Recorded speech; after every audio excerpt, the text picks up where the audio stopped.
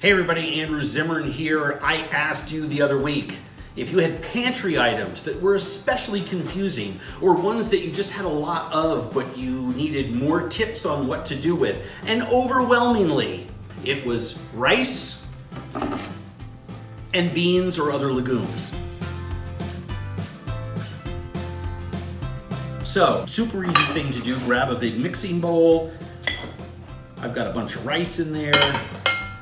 I'm gonna add my lentils, and there I have a little bit more. I'm probably 60-40 lentils to rice. I'm gonna add my cumin, my dried coriander, my minced shallots, chopped parsley, and chopped cilantro. Now, if you notice, I didn't chop these to death. It's not micro fine. I want my guests to bite into big pieces of the herbs. They actually taste the herb.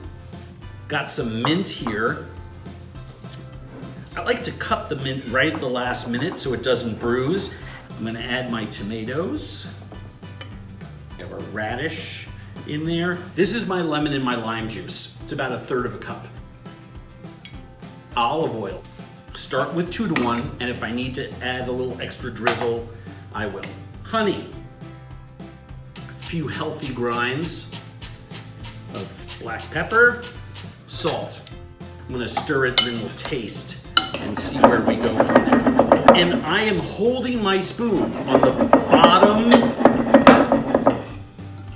of the bowl and shaking it back and forth so I'm folding and not pureeing my tomatoes or my lentils. Portion up some of this rice and lentil salad.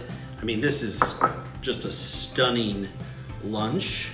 Take 4 or 5 pieces of your avocado, just fan them together and just lay them in on the side. Leaf of mint if you really want to get arty. Super, super simple. Delicious rice and lentil salad.